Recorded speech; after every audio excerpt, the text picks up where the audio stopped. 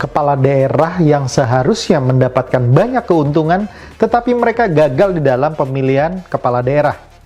Mengapa mereka gagal? Mari kita cari jawabannya.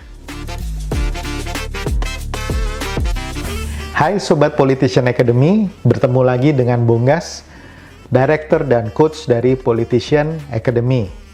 Tidak terasa Pileg dan Pilpres sudah berlalu, dan sekarang di akhir November, rencananya kita akan melakukan pilkada serentak.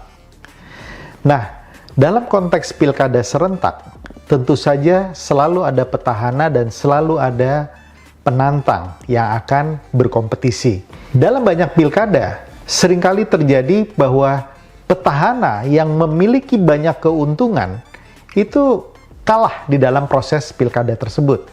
Mengapa mereka bisa kalah? Berikut beberapa poin analisis dari Politician Academy. Alasan yang pertama, mereka tidak menjalankan program yang dijanjikan pada saat kampanye. Artinya, mereka terpilih karena ada janji, dan janji-janji tersebutlah yang membuat konstituen atau masyarakat memilih mereka.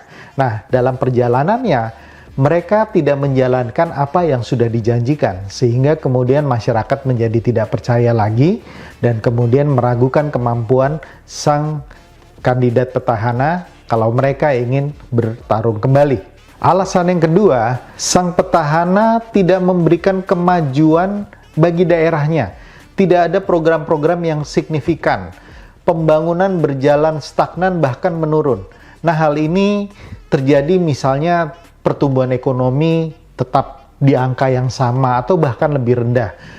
Angka kemiskinan dan pengangguran bahkan meningkat. Kemudian fasilitas tidak ada yang kemudian bertambah secara signifikan dan terlihat oleh masyarakat. Sehingga dengan pembangunan dan prestasi yang kemudian rendah tersebut mengakibatkan mereka kemudian tidak dipercaya lagi oleh masyarakatnya.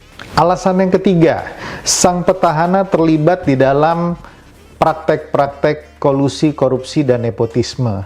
Nah, praktek korupsi, kolusi, dan nepotisme ini bukan hanya berarti sang kepala daerah tertangkap, tetapi indikasi-indikasi dari KKN tersebut sudah dilakukan oleh sang kepala daerah. Misalnya dalam pemberian proyek-proyek kepada orang-orang terdekat, misalnya mengambil fee atau kutipan tertentu dari proyek dan izin yang sedang atau yang akan dijalankan.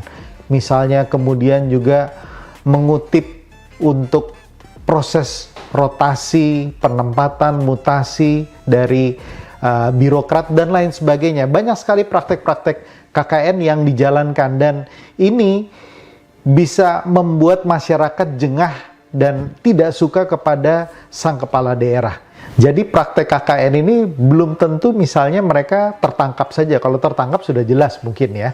Tetapi mereka sudah melakukan praktek-praktek tersebut dan ini membuat masyarakat menjadi tidak suka dengan sang kepala daerah.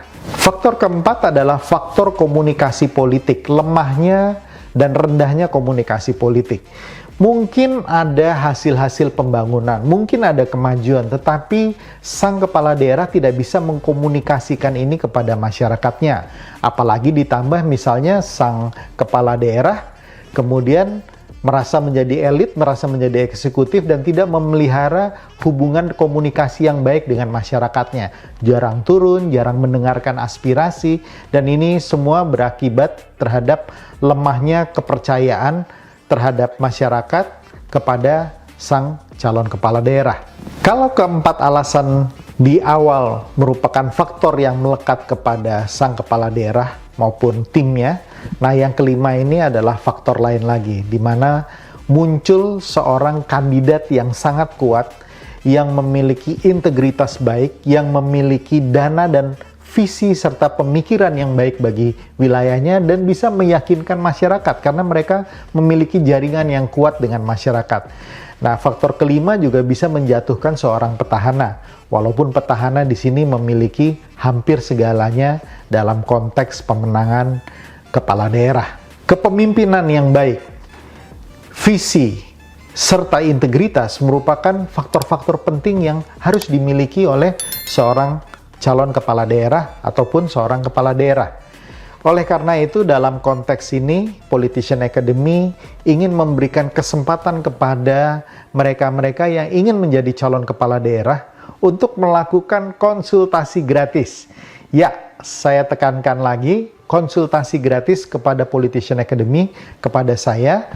Bisa teman-teman datang ke Jakarta, calon kepala daerah datang ke Jakarta, atau mungkin bisa melakukan via Zoom, ya.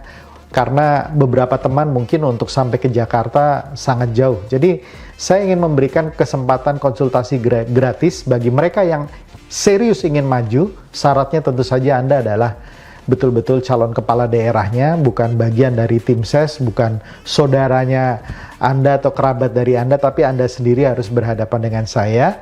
Kemudian yang kedua, Anda menyiapkan beberapa pertanyaan. Saya akan menyediakan waktu saya antara 30 sampai 45 menit untuk Anda bisa berdiskusi dengan Politician Academy, dengan saya, untuk menjelaskan tentang masalah serta rencana-rencana Anda. Mungkin kami dari Politician Academy bisa membantu Anda mewujudkan mimpi Anda tersebut. Demikian dari Politician Academy, semoga bisa membantu dan salam kebangsaan.